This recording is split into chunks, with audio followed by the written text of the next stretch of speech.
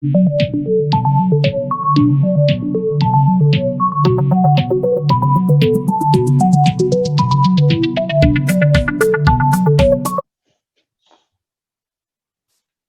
we're live to the world. Good morning, good evening, good afternoon, and wherever you are in this global world that we're actually in now. So I'm your host, Jason Cooper from Mindful Leadership.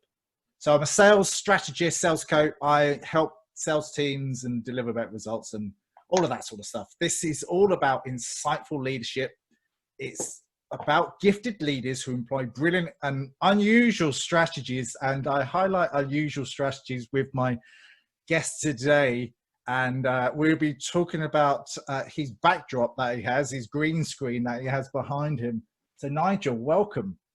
Welcome. And I think insightful is a great word. My father used to be an optician, and we'd always joke that his job was to get people to see externally better, and my job was to get people to see internally better. So, you know, I once described myself as an internal optician, and I did an optical conference, and I was doing this, you know, with or without, without. And so my background with my parents, they were opticians, and then I've always looked to see how do I make people see the world in a better light, so that internally you can look after yourself in a better way. So we have the same background as such. So you're quite visually orientated. Strange enough, yes, but I'm also much more kinesthetic, so I need to feel touch. So for those people who are listening to this, we were using a different mechanism to try and get online. And because I couldn't see, touch, and feel what was going on, if I can't get on quickly, my little brain goes, I don't like this. Yeah. And I go into child mode, and I know I do it.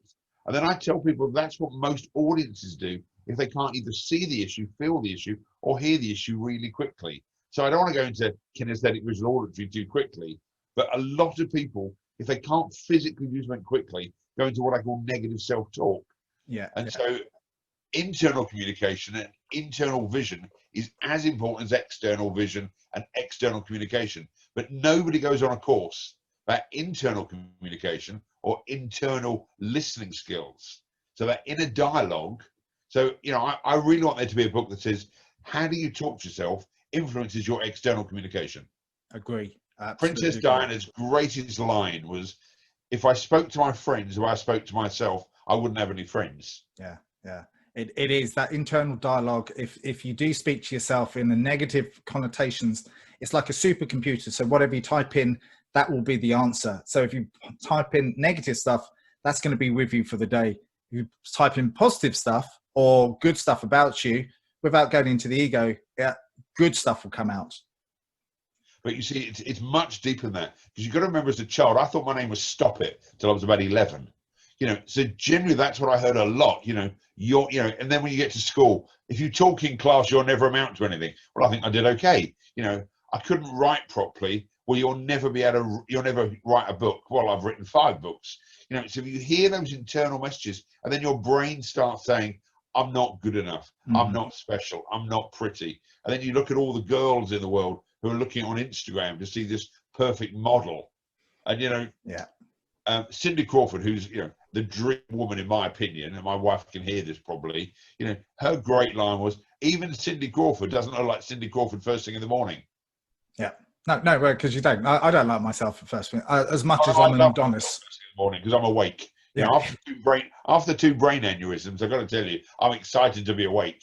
Yeah, you know? Yeah, absolutely. I didn't actually introduce you at all in a really good way of telling people that you've over 23 years from your very first award-winning first Grammy Grammy. Anyway, you started out about 23. You've been around the block. I was trying to articulate myself. I know, that's why I thought I'd speak for you. Yeah, I was having problems with my brain today. So let's hope that it's going to be better for the rest of this. And like, you've worked with everyone from CEOs to school kids. You bring a different point of view and a different way of explaining things. And for the audio listeners today, they won't be able to see the backdrop that Nigel has, which is a collective of animals from a zoo. So there's a giraffe, there's a monkey, there's a snake, there's a hippo, there's a zebra, and I'm sure there's a few more down there, but there's a lot. But definitely the monkey.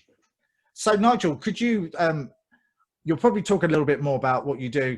Like, I haven't really given you the whole script, because I'm sure that you're going to give a little bit more of an articulated version of how I've done it. And I'm just reading from a script here, from what you've given me, and that's perfect. But if you could just flip before the 23 years before that, and tell me a little bit about your journey to date from where you are now.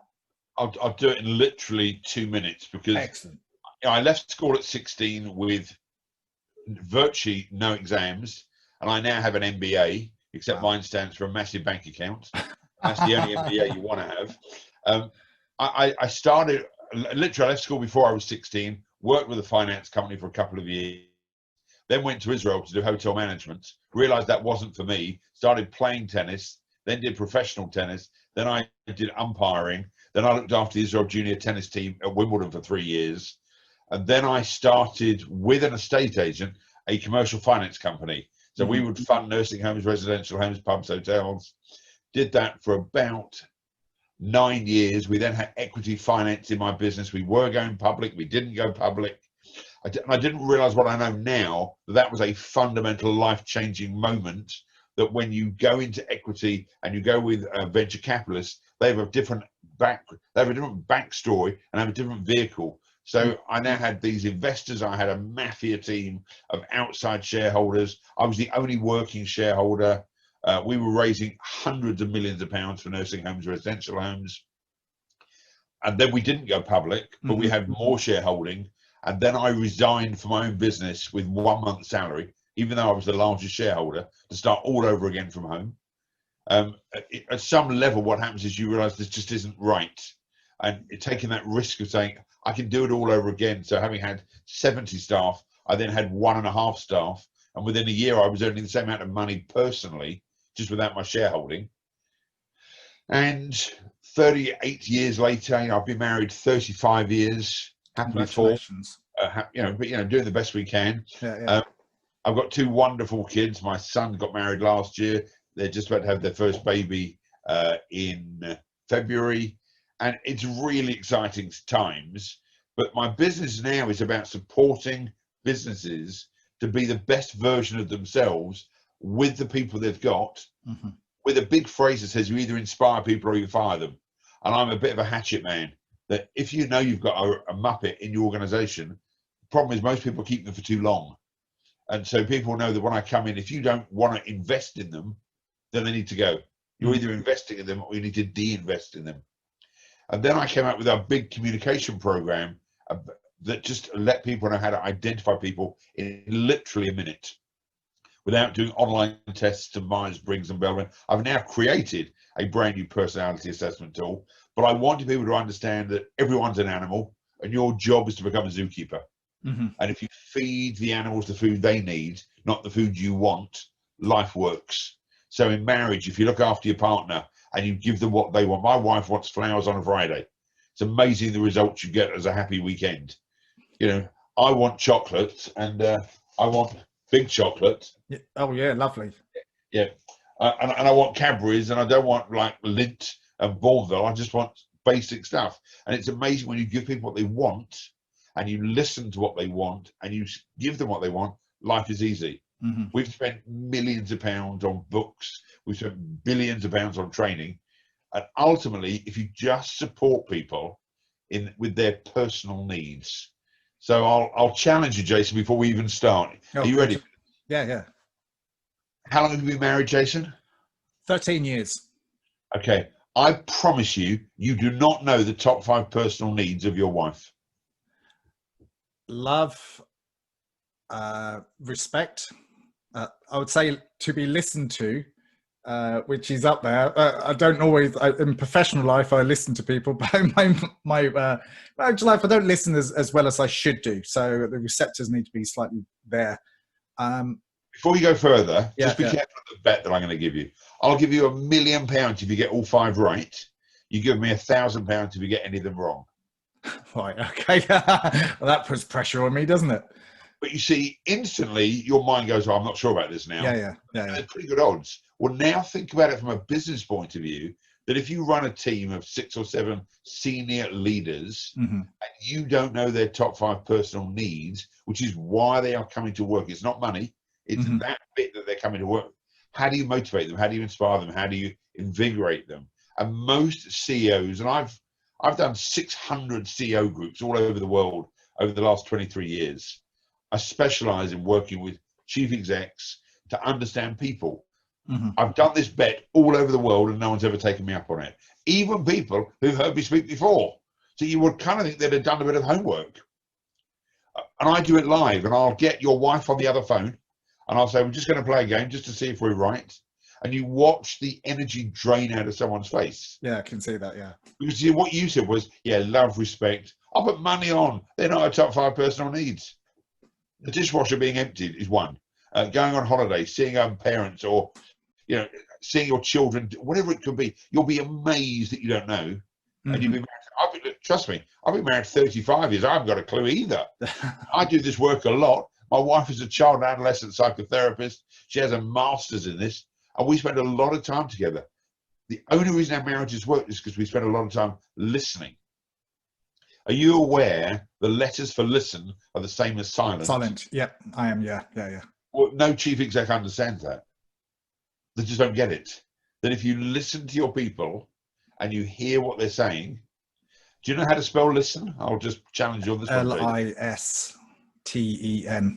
Right. If it was the way management taught us, it would be called list 2.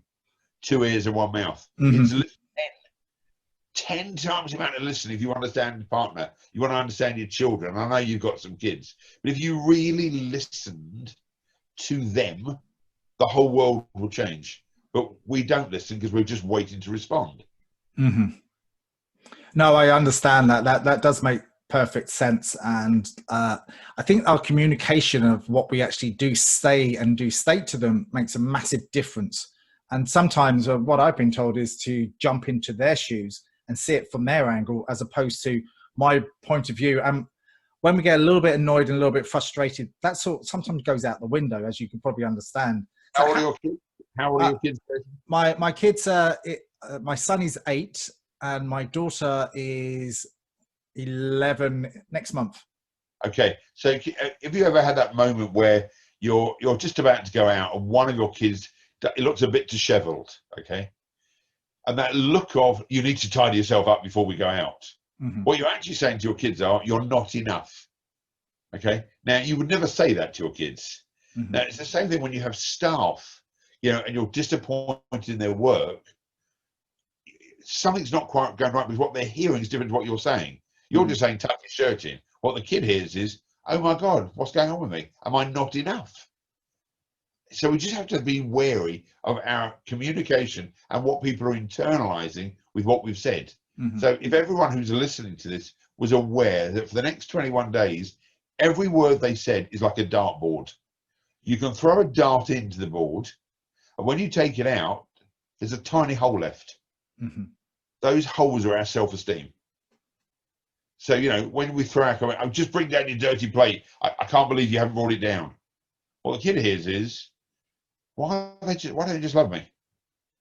It's only about a plate. By the 8th time you've told them that, they've now got a story going on. And those stories framework the rest of our lives. And I think it's definitely true at a young, impressionable age, because that does carry forth. And I'm sure we've all had these stories in our heads when we were being younger and how that sort of carried on. So how would you work with an organization when you first move in? Just go, well, this sounds interesting. And then what happens next?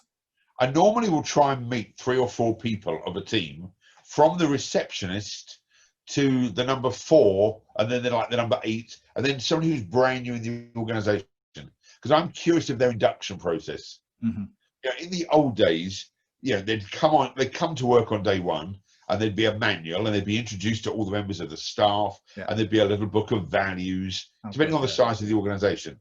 Can you imagine today John joining an organization? First of all, he may not be meeting the team because they're all over the place. There are more than one office. The MD has no idea who's joined the company because it was done through HR, through 5 interviews, through an agency. And at some level, this person joins this business, and the day they join, there's no one there to meet them. Mm-hmm. And then they've got to wait in reception, hoping someone in HR, and then someone in HR will say, I'm going to let you shadow Susie. Mm-hmm. Within 4 minutes, Susie says, so why'd you join us then? Yeah, and her negative stories can influence Johnny, or vice versa. So we need to be really careful that the day somebody joins, and also, imagine you ask me, Jason, to join your firm, okay? Mm-hmm. I'm doing quite okay where I am. The problem is you're not going to pay me for a month, and I've got to trust you to pay me for a month, but you're not going to trust me because you don't know me. So we start off in this weird position that I've given up my position in some big organization to join you. Mm-hmm. They're not going to wait for you to maybe see me because you're busy on the phone. They're not going to sit in reception and hopefully someone even notices I've arrived. Can you imagine? I mean, there's been lots of jobs over the last 5 months. Mm-hmm. People haven't even met their teams. They've done it by Zoom. At some point, they're going to go into an office and people are going to have months of work to do or places to visit. And there'll be a little boy or girl, and I say that in the sense of the vernacular, who doesn't know where they are. They don't know why this business got set up by their great-grandfather of some person who had no money, and they've set this business up, and they don't know the background story. Within 6 weeks, and the statistics, we're doing some research right now, 41% of people leave an organization within 8 weeks of joining. Wow.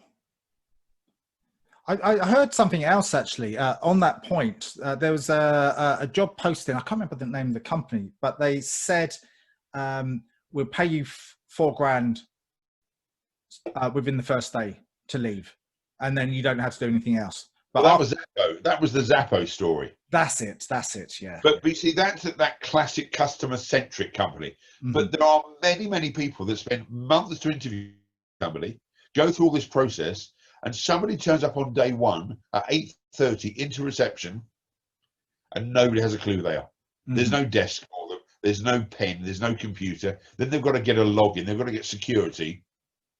By the end of the first day, they were working for a bus company. There was more interaction going on. They may not have been earning quite as much money or whatever it might be, but they're happy. Mm-hmm. This is a leap of faith when you join a new company. We want to be putting out the flags. We want to be having cake. We want to be having donuts. We want to be welcoming them in. Yeah. I mean, I don't know if you've got a dog or a cat at home. But lots of people have a cat. Yeah. Okay, but over lockdown, lots of people brought in a puppy. We loved them. We supported them. We played with them, and all the rest. And you remember, staff joins. There's nothing.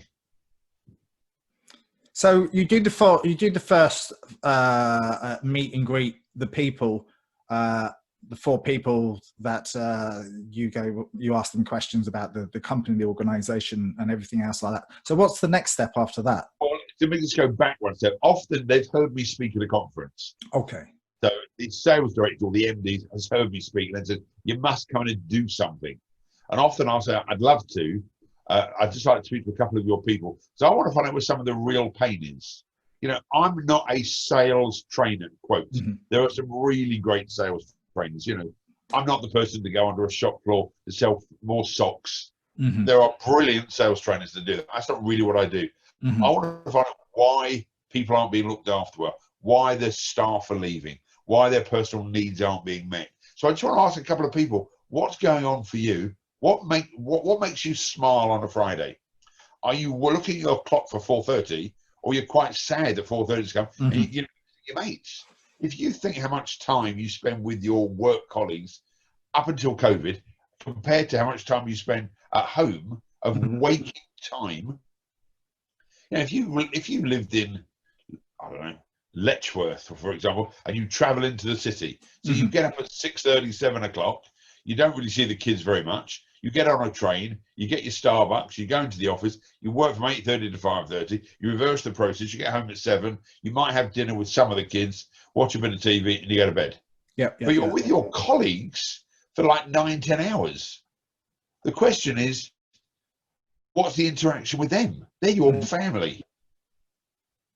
Absolutely. And there was another guy that we both know said exactly the same thing, is family time is hugely important as well, just to unwind, or the warm down process is to actually see engage, because the money that you're making from this job is there for the family and there to pay the bills and everything else. But that's hugely important. Do you know how kids spell the word love? Time. Yeah. And so from a really sassy point of view, your kids at Christmas time want to open up the presents and want you to play with them with their presents, and they want to have fun with you. Buy them an expensive toy and you say, off you go to your room and play with it. I promise you, if you could read the kid's mind, we'll be going, so daddy doesn't love me. Now you're working all these hours to provide for your kids to say, I don't really want to support you.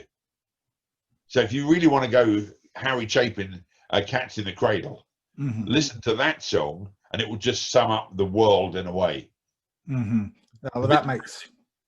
But it's, you know, so my kids are 33 and 30. I've spent a lot of time with them, and, you know, we go on holiday a lot as a family unit because it's precious time. Why are we working so hard? So when I say to people, what are the top 5 personal needs of some of your team? What are the top 5 personal needs of your family? So at Christmas time, my wife and I would often sit together. What do we want to achieve for the following year? Most families, if they could spend 10% more time together, would be happy to earn 5% less. But most men, and it's not meant to be sexist, think they need to earn 10% more to provide, whereas the wife or husband, depending which way is the major breadwinner, would say, I prefer to spend a bit more time together. I remember once saying to my kids, the reason I'm working so hard is so we can go on nice holidays. And I swear to God, this is what my kids said. Then don't. That's massively important. For me, myself, I like spending lots of time with my kids, sometimes a bit too much time, but I think it's based on my family and what my dad used to do. Like, he used to leave the house at 6:30, get home at 6:30, and then take me to athletics and do some running and all of that sort of stuff. And I think that's hugely important. And I think that's a gift back to people, to give them that inner light or whatever it might be, that my parents are there to support me and love me in. That drive that you had with your father to athletics was as important as everything else. Just that quality time, one-on-one in the car. This will be a strange one for you. Something that I love, which most people have no idea about, is military bands. So I would take my son every Sunday for 6 years to the changing of the guards. That's cool. And we would leave at like 9:30 to get to Buckingham Palace, park the car, because there'd be one band that would come out of Buckingham Palace, there'd be another small band that came out from Clarence House, and we'd march with them down the Mall. Then we'd play in the park, have an ice cream, but we weren't allowed to tell Mum. And then we'd wait for the big band to come out of Buckingham Palace after they changed the guards. Well, we did that every Sunday. My son is now, my son's wife is pregnant, and my son is desperate for us to do the same thing with their child.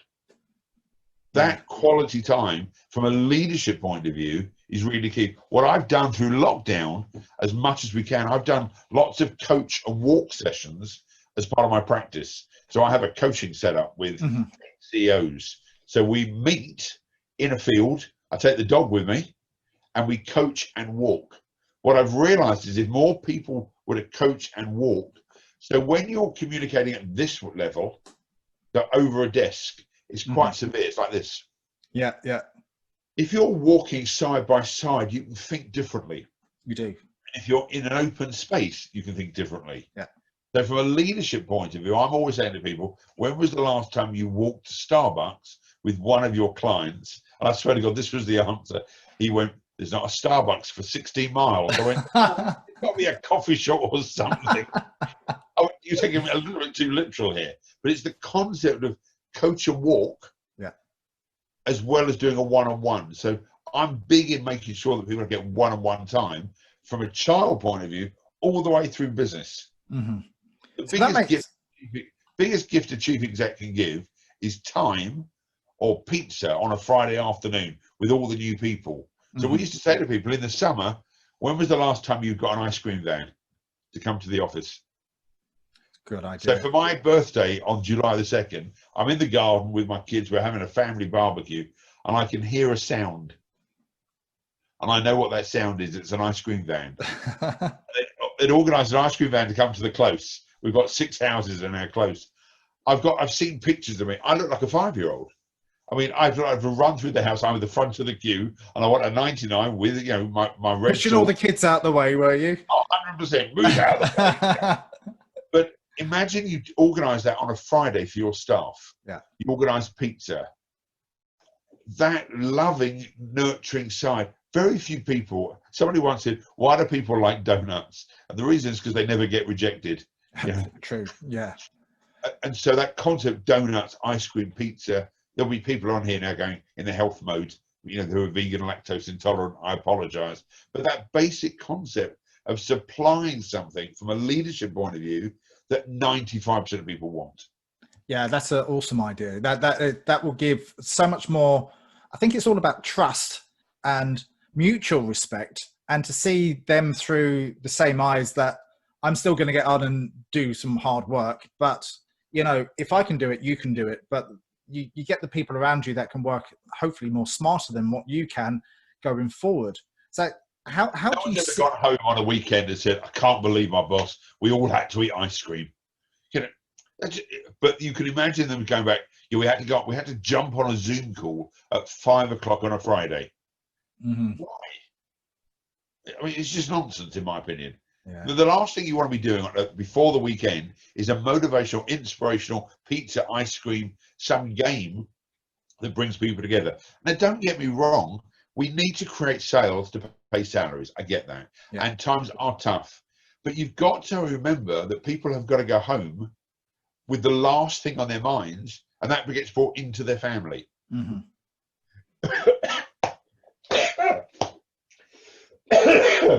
Excuse me. Oh, that's fine. That's the question I was going to actually ask. But the last 5 months has been particularly challenging in lots of sense of the words, but it's also can be deemed as a difference, and you have to change the way you look and feel about things. But how do you think the leaders are employing the same tactics of what you just suggested, or how would you change the tactics around that? Well, so I got sent this from a client of mine. Lovely. Now, this thing got sent to me just after this. A box. You'll like this. Oh, that way. Wow, very cool. So for all the No, audio listeners, could you describe what you have up in front of you? So I'm holding a box and it says, "Ooh, what could it be?" And then you open up the box and it says, "Bloody brilliant." Oh, very cool. Then you open up the box again and there's a handwritten note with some really cool chocolate. Now, you may or may not know, I'm a big chocolate fan, but somebody wrote this handwritten. It got sent to me. It comes from a company called thoughtful.com. Doesn't cost a lot, but it made a big difference to me. The bar of chocolate from Cadbury's, you know, a little note written on the back. It's not a lot to make. It doesn't take a lot to inspire somebody. But people know that one of my personal needs is Diet Coke. So this is pretty cool. You won't be able to see this, but there are cans of Diet Coke. But I've got my full name and surname on it. And it's a can, not just a bottle. I then got Diet Coke socks. Now, it doesn't mean a lot to lots of other people, but I did a presentation and someone adopted a monkey for me. Now, we'll talk about my animal stuff. With, again, a little note. Wild Futures would like to thank Nigel for adopting Elvis. Now, I'm not sure I'm its father. No. Nigel's holding up a picture of, I can't quite see. If you can describe in a little bit more detail. Well, it's it's a monkey. Obviously, it's a monkey. We're saying so. It's my adopted monkey from the Wildlife Fund. But someone has actually thought about what might be cool for me. Now, I want you to visualize how do you think I felt when I got my Diet Coke socks and someone had adopted a monkey for me. Now, to me, it's like a £5,000 pay rise. For you, if you don't like that, wasted. So the concept is if you know your team, and then the last thing on a Friday is I'm then going to spend the weekend saying to my wife and my kids, you'll never guess what my company's just done for me. Now my company are involved and feel like, well, that's a caring company. Yeah. If mum or dad has to work a couple of hours later, they care about him. But if the last thing I do is slag my boss off for some Zoom meeting that's gone on too long, and then I come in from work or even from one room back into the dining room at the weekend, and all I'm talking about is, I can't believe what they've just done. Yeah. And then I'm saying to my kids, I'm going to have to work late tonight. And my kids will be saying, well, what are you doing this for? They obviously don't appreciate you. And, you know, my kids are now 33 and 30. They want to be spending time. Yeah. They're building their own families. Well, I think that's hugely important. I think there's a thing called communication transference. It's when I say something, whether good or bad, I transfer it over to you. Now you can take that on with you, that baggage, good or bad or indifference, but it's now in your head. Well, that's having the monkey on your back. You've moved from you to me. You've shared your stuff, and now I've got it. So I'm always saying in leadership, that dartboard analogy is that hole you leave people with is your choice. That's invigorating, inspiring, or it's depressing. Mm-hmm. So, you know, a book you've got behind you from a good friend of mine, Paul McGee, he talks about mood hoovers. Oh, I like that. I talk about internal terrorists. You know, you've got people who can literally suck the lifeblood out of you. So you either have loving, nurturing, caring people who care about you, or people who want to who have a vested interest in your life not working. Mm-hmm. And they don't care if you succeed or not. The problem is, I'm representing a business. Even today, I'm representing my business. I have books, I have online assessment tools, I've got videos, whatever it might be. Mm-hmm. If I'm not inspired, if I'm not empowered, what do you think my voice is going to sound like to the next customer? Yeah, yeah. Because you need that energy to keep going forward, and you need to make sure that if I spoke after this interview later on, I got to feel empowered and happy because that you give me that gift, and I think that's wonderful. But see, it's always a choice. You know, with your kids, if they were going off to school and the last thing you said to them was, I can't believe you've left your school bag behind. If your head wasn't screwed on, you probably leave that behind. I'm disappointed in you. I mean, can you imagine a child going to school and the person who loves them the most has just said, I'm disappointed in you? And we've all said those type of words to our kids. Yeah. In anger. Now, one of my friends always jokes when I say this, when you get into anger mode, you're one letter short of danger. Yeah. Said this the other day and someone went, danger, you know. But so you just have to be very careful. I don't know if you watched if you were into tennis at all, but did you see what happened with Djokovic yesterday? No, I didn't. I missed that. So Novak Djokovic lost his serve. This is the #1 player in the world. There's not that many players playing there. He's going to win the US Open without problem. He loses his serve. He takes the ball, whacks it, and it hits an umpire in the neck. In professional tennis, that's instant disqualification from the tournament. He's just disqualified there and then. And what happened was he was upset, disappointed himself for losing his serve. He's hit out. Fortunately, he's not injured her too much, but it could have been bad. Mm-hmm. Probably may or may not remember when Tim Henman did this at Wimbledon, playing doubles, and he got disqualified. Mm-hmm. Tim Henman, who was the lord, the Britishness of British. Yeah, that's right. Yeah, he is. But he hit a ball boy, instant disqualification. So we have to be really careful about negative self-talk, how we approach ourselves, and if we beat ourselves up, the damage we do to other people when we communicate is as important. Mm-hmm. So, you know, if everyone who's listening to this understands what leaves your lips stays on people's minds, you know, in the old days it was, you know, what passes your lips stays on your hips. And that was from a diet point of view. But mentally, what leaves your lips and enters someone's brain can be damaging forever. Mm-hmm. My wife, as I said before, is a child and adolescent psychotherapist. She has people coming to her with issues from when they were 7, 8, 9, 10 years old. They're 50 now. Yeah, and that sort of carries on with them. Yeah, it does. Well, you've just said to your kids, I'm a bit disappointed. Then they go out with a boy or a girl on a date and they don't get a phone call back. So I've been rejected again. Mm-hmm. Then they go to their job. They don't get the first job interview. They don't get a promotion. So my father didn't love me. My girlfriend didn't call me back. And now my boss doesn't think I'm good enough. What's the underlying message? Yeah, it's all going to be quite negative. It's all going to be quite tense, and it's all going to be quite frustrating for those individuals that carry that on with them. And we all have that, But which then it goes is, one stage further, Jason. Now I don't even apply for a job, so I'm probably going to get rejected. So yeah. what I'm going to do is I'm going to eat donuts because they don't reject me. Now, Mm, as you can tell, I've eaten a bit of chocolate in my time. Okay. But that's because I enjoy it. I'm not doing it out of depression.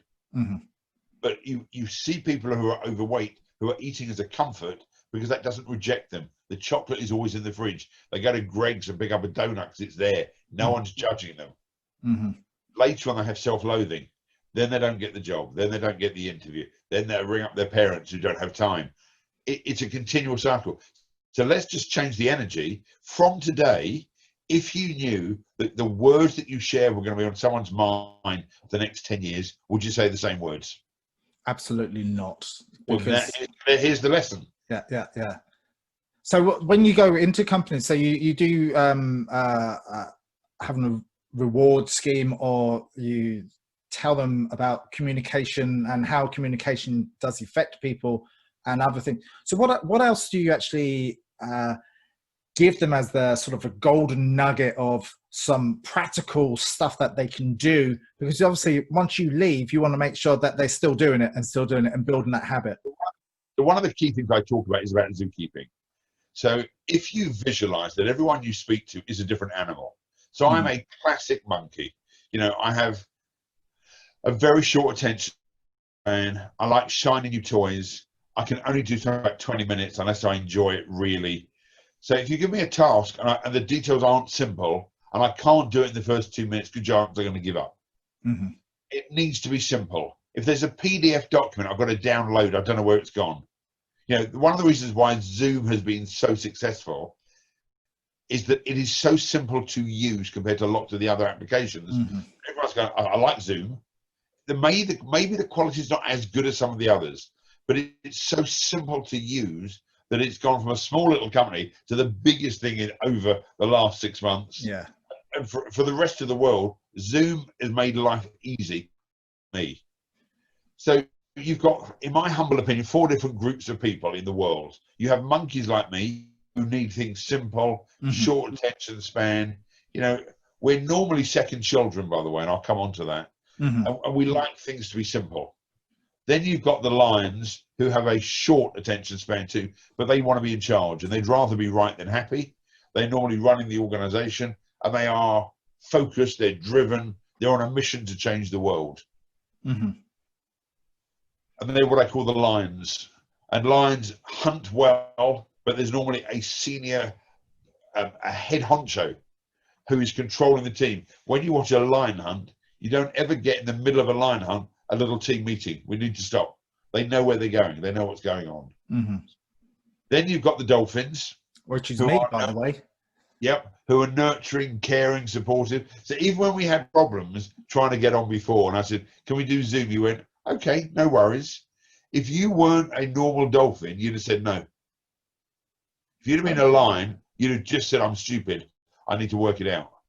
Mhm. So as a dolphin, you said, "No problem, we can sort this out." Within 3 seconds, we've switched from where we were going to use Zoom because it was easier for me. Mhm. Dolphins are normally much more support based, so HR, support services, the whole of the NHS, looking after the rest of the world. One of the problems they have is they're so busy looking after the rest of the world, they don't get a chance to look after themselves. Which is important. Yeah. Well, that's why you have so many people who are ill. Teachers that spend all their energy looking after other people, nurses spending lots of other people, community health visitors. I'm going to Mhm. get shot here. But often in the NHS, there are some people who are slightly overweight and they're preaching to everyone else about healthcare, but they're not looking after themselves. Mhm. Which is phenomenally important. And I know for myself, I take myself off to green spaces because there's something really good about being in nature. Yep. So I can get all my stuff out my system and all of that. What do you do when you have challenging times being a monkey? I do nothing, and I'm Okay. good at it now. So now, I have a dog. He's 6 now, but for 5 years, I'm happy to walk with him, and he's got my personality. He's nuts as well. I have a Labradoodle, and he's absolutely Oh nuts. yeah, yeah. But the concept I'm saying here is that when you have what's the word I'm looking for? When you have that type of animal, you've got to look after it. I'm just doing something because I've just had a thought about something for later. Okay. I'm with you. I've got time. I went into monkey mode now. I had a thought and I had to deal with it. If I hadn't dealt with it, then it had got out of my mind. But dolphins are the support side. And then you have one last of the animals, which are the elephants, who are much more logistical based. They are detailed, their analysis. They're the accountants, the lawyers, where things have to be precise. Now, for someone like me, my answer is ish. About 3-ish, I'll be there. 4-ish. About 192 is about the answer. To elephants is an exact science. So if you imagine you've got all those animals working in your workplace, and if you've got children, your first child is much more lion orientated than your second child, and your second child is much more monkey orientated. Because the first child is a bit like the Lion King. They've arrived. We all have to hail the new child, and if they fall over, we get the SAS. We've got the NHS coming. Second child, oh, get up, sort yourself out. There's no pictures of the second child. There's no video of the second child. Lots of the first. But then you've got, as I said, elephants who have a different process. They seem slower because they need to process all the information. So the job, I'm going to wear my special hat, is to become a zookeeper. Oh, yeah. And the zookeeper's job in leadership, and the same in parents, is to feed them the food they want, not the food that we have. So this is the problem in an organization. You have a set of rules that are genuinely designed for one set of animals. That you come to work and there's a manual. No monkey has ever read a manual in his life. No monkey has ever constructed anything from IKEA. I was going to say that. I was just thinking exactly the same. It's never going to happen. Or when they do, there'll be 3 pieces of wood or 2 screws left over because we can't figure out what to do with it. And then we wonder why it's not quite aligned, this thing we've built.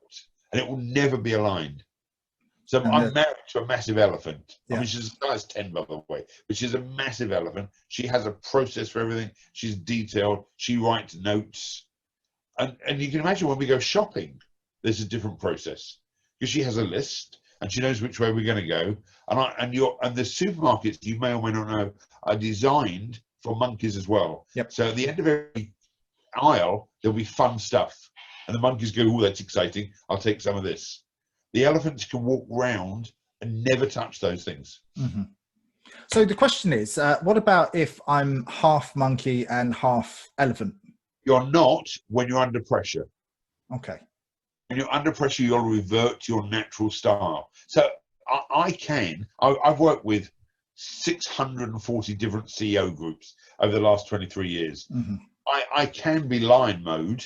I understand I can be short, sharp to the point. I've got 4 strategies to success. And I can go into dolphin mode because I can be caring, nurturing. I understand that my wife's a therapist. I've done lots of transformational training. But I can't go elephant. It's just not my style. So if you said to me, look, even I remember you sent me an email and it said, these are some of the things we might cover. Yeah. The second one, I gave up reading that. It was a list. It was too long. Okay. But it might have been really important, number 9, that was to help me promote my products. Well, I haven't read number 9. I don't know if I'm allowed to. I haven't read that bit. I don't know if I should. Whereas an elephant would have read all of that. We'd have had to have a practice run first. We can't go live. We have to have a little practice run first. The lions are just going to bullshit and tell them how wonderful they are. They don't care about the rest of the world. The dolphins would just be spending 3 hours finding out what would your listeners like to hear. Or as a monkey, I forgot we got listeners. We're just bantering and playing. So you can imagine your friend Gordon Treadgold, who I know you've interviewed, when the 2 of us are together, because he's much more logistical based and he has a process. When the 2 of us work together, it's just an absolute hoot.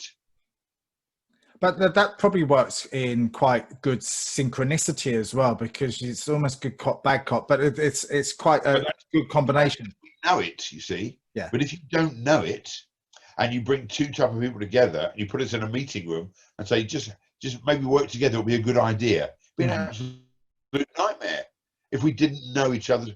He'd be thinking, I'm just a maverick and I don't care. And I'd be thinking, why is he asking so many questions? So it's the process. So once you know profiling, and my profiling is very, very simple. I mean, I even have business cards So this is my business card. Cool. And if I was meeting you, I'd give you your business card, which has a dolphin on it. Oh, very good.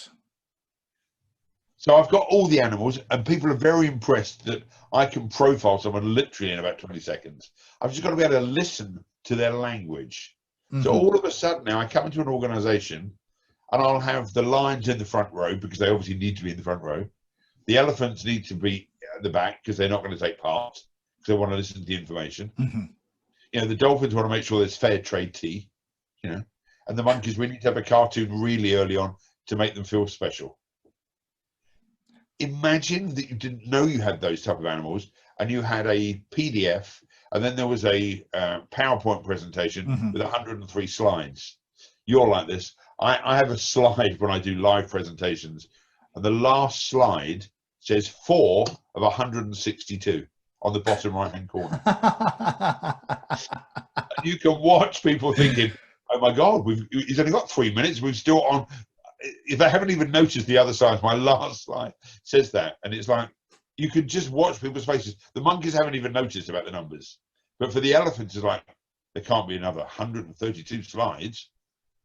So then you push them out, you can guess who they are in the audience and get them. Yeah, that's a really smart way of doing it. That's fun. But you see, that's the point, what you just said. So it works for most of the animals. And the people who don't think it's funny, I know which animal they are. And what they don't know is I'm constantly, great leaders listen with their eyes. So I'm constantly watching the room. Elephants will never sit in the front row because they get picked on. It's no different than going to a comedy club. You know, you're not going to get, only the elephants who've made a mistake, who come in late and there's 2 seats at the front, end up at the front because they're going to get taken the piss out of. So the question I was going to actually ask, when I'm thinking of it, so what happens when you have challenging leaders in an organization that you might have worked with, but they don't quite get it, or they don't quite understand the theory behind what you're actually saying? What do you normally do? Well, so that's when there's a major issue in the boardroom. And so often I'm brought in because there's a senior partner or a managing director who just doesn't get on either with the sales director or the operations director. And they'll tell me, look, Nigel, we've got a problem with this person. I go, let's just find out what animal type we are. So, you know, if you're a maverick lion, you don't want to hear excuses. You just want bottom line information. And I want a 1-page document that tells me where we are. Well, the elephant can't work that way. I'll give you an example. Imagine I said to one of your kids, if you can come up to my study in 20 minutes and just look at let me see your homework. If you had an elephant child, that panic would be there. The monkey's going to, they'll bullshit. They'll be, no problem. I've done most of it. They probably haven't, but they won't worry about it. The lion's going to make sure they get praise. And the dolphin is now worried. I wonder what's going on. Why is he so angry? So you've only got to watch people. And then my job is to literally ask people, what's your personal needs? Do you know what inspires people? I need chocolate and Diet Coke. Do you remember I said to him, have I got a minute to get a Diet Coke? And as a dolphin, he went, yeah, no problem. A lion wouldn't have done that. The lion said, we need to start because we agreed we'd start at 11 o'clock. Yeah. So leadership is about understanding the people you're with and to give them the best opportunity to get them to be the best they can be. Not that complicated. Does that take a bit of time and practice to get up to that level? That's the problem. It takes time because you've got to start listening, but more importantly, caring. So what do you think about these 20-something-year-olds that just come out of university, first job, 3 years' time, and they're given this sort of sales management role where they've got to look after 7-8 people or in another discipline, whatever it might be? What sort of advice could you give them? Estate agents, as an example. Oh, right, yeah, estate agents. You have an 18-year-old who, comes in on a Saturday, he finishes school, then he comes as a junior negotiator, and all of a sudden he's promoted to the senior negotiator. He's done 8 good sales. And now you're saying, if you could look after your team. Well, on what basis are you going to look after the team? You wouldn't, I wouldn't want to be my kids were over on Friday for dinner. And they said, we're not sure we're going to leave the grandchild with Nigel to start with. Because I'm a monkey. I'll need some instruction. We have an ice cream farm literally around the corner where we live. That's where I'll be taking the child at 3 weeks old if I'm left alone. But my kids know it, so apparently Papa Nige can't be left unsupervised. But that's about leadership in the same way. Yeah. The problem is young kids think they know how to motivate people because of the way they've been motivated. Yeah. And so you're going to have lots and lots of issues with people who just don't understand that leadership needs to be taught. Mm-hmm. And just remember this line: we lead people and we manage things. Like that. I'm writing that down. Good. Write it down. That's a good one. Okay. So you've got to be a great zookeeper. You need to lead people. So I often say to people, how many leaders have we got in the room and how many managers have we got in the room? Mm-hmm. So if you're a facilities manager, and I've done lots of work with facility managers in the NHS, their job is to look after facilities. Mm-hmm. Facilities have got no self-esteem. If you clean the toilet an hour late, they don't have a worry. Mm-hmm. That's why it's facility management.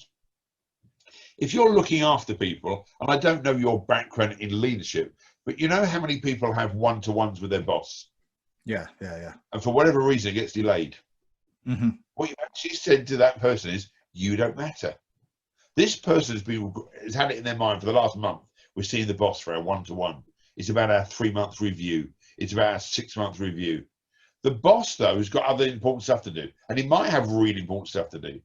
But the lad or lass that's been waiting for 4 weeks for their one-to-one is then told by email, I might have to delay it till next week. That's the same as the girlfriend that just rejected them, the parent that told them, we're disappointed in your behavior.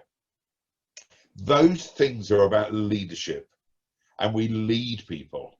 Mm-hmm. I think that's the heart of disrespect in my point of view. If you say you're going to do something, you do it. And if you don't do it, there's got to be a reason that your leg's fallen off or you're gone into hospital. It's called a must. Yeah. You know, it was a must that the board wanted my 90-day figures because we're going to the stock exchange. Mm-hmm. It's got to be at that level. The problem is we think there is stuff that's important. There's nothing more important than a one-to-one with a junior member of the team because for 3 weeks, 4 weeks, 6 weeks, it's been on their mind. Mm-hmm. And then imagine that person who doesn't get the one-to-one goes home to their family and says, you never guess, Jason was supposed to meet me at 4 o'clock and apparently he couldn't. Very annoying. Very annoying. But it's not even annoying, it's disrespectful. Yeah, it is on all levels. Yeah. I've just got a question for you, actually. It's just, it's off the whim, really. So I was watching a program the other week, and this guy, I think it's Jamie Foxx, actually, film, movie, whatever. And they had these pills, these magic pills that gave you 5 minutes of a strange power based on your DNA. And it's Limitless? No, it's not limitless. It's something else. It's a newer version of that. But what it does, it gives you twist it, knock it back, and then you could be, I don't know, you could be like the Hulk, as strong as the Hulk, or you could be invisible, or you can run super fast, or you can do, but you have 5 minutes to do it in. So what would you have, and how would you use it? I'd love to be, oh my God, not silent, invisible. I'd love to be able to go into a boardroom in that case and just see what was really going on, bearing in mind what I've been told. Yeah. You know, I'd like to hear some of those conversations, not for any perverted way. I'd just love to see. I mean, I was with somebody on Saturday, and some of the stories I was being told from this person were so horrifying that I thought I'd love to know the real story that's gone on behind this. Yeah. You know, there's your story, there's my story, and there's the truth. Mm-hmm. If I was invisible just for 5 minutes and I could be in your office, or I could be watching the family dynamics of you talking to your kids, I'd see it. Yeah. And probably understand it and appreciate it from sort of a holistic point of view, like a fly on the wall sort of scenario. But you even know that's there. I want to just be invisible. I want to be sitting next to you as you're interviewing Gordon, for example, and I want to know why you've asked that question. I have asked him that question, but you'll have to wait and find out his answer. And I can't remember He'll have a much deeper answer. Trust me, he'll have a much better answer than I've got. But no, that was a good answer because it's something different to what anyone else has said, and you led it back into the sort of leadership role and the family role to find out what actually are the actual challenges in there. But as a monkey, I could have said I'd like to be able to eat 7,000 donuts without putting on any weight, because that's the flippant answer. But really, I would love to be able to just be be somewhere to hear the real truth about an issue without them knowing that I was there. That is awesome. So just the last question, really, just to sort of wrap it up. What sort of golden nuggets can you give back? Because I'm one of these people that like to give back. And the reasons why I'm doing this podcast is to give back. Lesson number one, if you're in the room, be in the room. So I promise you for the 20, I don't even know how long we've been speaking for. Roughly how long have we been speaking for? I don't know, actually, because on this system, it doesn't give me a time, but let's say 40 minutes or so. Okay, so it's 12:20 now. So we've been going longer than that, ironically. Yeah. Just so you know. With the exception of me having a brain moment when I just couldn't remember what I was doing next, I've been in the room with you 100%. The biggest lesson you can teach people is if you're in the room, be in the room. When you're with your kids, be with your kids. And when you're on the golf course, be on the golf course. Awesome. Biggest lesson I teach people is just be where you need to be. Lesson number two is you've got to become an effective zookeeper. You've got to know the animals you're working with. And then the biggest one for me, and it's so simple, is if you're not passionate about it, don't do it. Yeah, I concur to everything that you've said. Nigel, really thank you for all of your time, all of your words of wisdom. It's been educational. It's been extremely inspiring. And I hope that whoever's listening to this, if they can take at least just one golden nugget out of this, we've both done our job and we've both inspired. If they can take more out of that, awesome. So Nigel, how can people find you or find out about you? If they go to nigelrisner.com, and there is a free survey on my website to find out which animal they are if they're interested. We've got some books available, and if they mention your name, we'll do a special discount for you. Awesome. So thank you again, and look, hopefully we'll talk again soon. You've been listening to Jason Cooper and Nigel on my Mindful Leadership podcast, and thank you again. Be good. All right,